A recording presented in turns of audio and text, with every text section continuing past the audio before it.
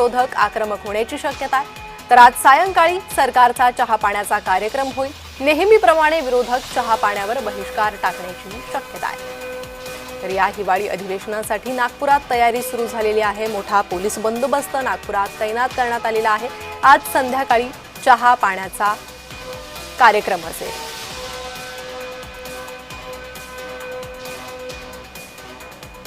अधिक माहिती या संदर्भात घेणार आहोत। आमचे प्रतिनिधी तेजस मोहतुरे सध्या आपल्यासोबत जोडले गेले आहे।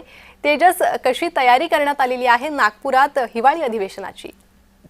नक्कीच आपण जर बघितलं असेल तर उद्यापासून जे आहे ते हिवाळी अधिवेशन सुरू होणार आहे। आणि आपण जर बघितलं असेल तर हा कमी कालावधीचा एकंदरीत हा अधिवेशन असणार आहे। आणि त्यासाठी जर बघितलं असेल तर डझनभर मंत्री आमदार जे आहेत ते एकंदरीतच आज नागपुरात दाखल होणार आहे, उपराजधानीत दाखल होणार आहे। यासाठी जर बघितलं असेल तर प्रशासनाकडनं तशी सज्ज व्यवस्था सुद्धा केलेली आहे।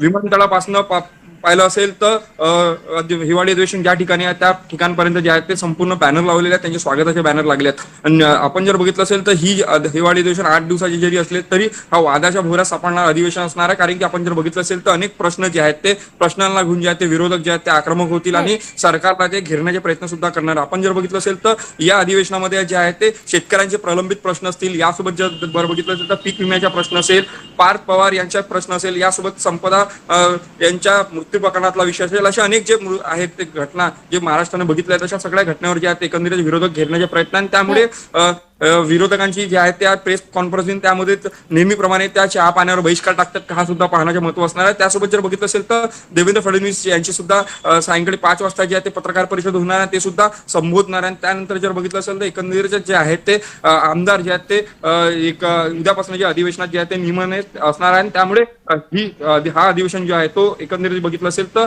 वादात सापडतो का हा सुद्धा महत्वाचा असणार आहे। कारण की नागपुरात जे आहे ते 33 आंदोलन सुरुवात होऊन म्हणजे या 8 दिवसात जे 33 आंदोलन येणार, त्यामुळे उद्याच्या आंदोलन कुठला असणार आहे हा सुद्धा महत्व देण्याचे लक्ष असणार आहे। अगदी तेजस, सध्या नागपुरात मोठा पोलीस बंदोबस्तही तैनात करण्यात आलेला आहे। याच अधिवेशनाच्या पार्श्वभूमीवर कालपासून आपण पाहतोय वरिष्ठ पोलीस अधिकाऱ्यांचं मार्गदर्शन करण्यात येतंय पोलिसांना आणि मोठ्या प्रमाणात पोलिसांचा फौज फाटा हा नागपुरात दाखल झालेला आहे।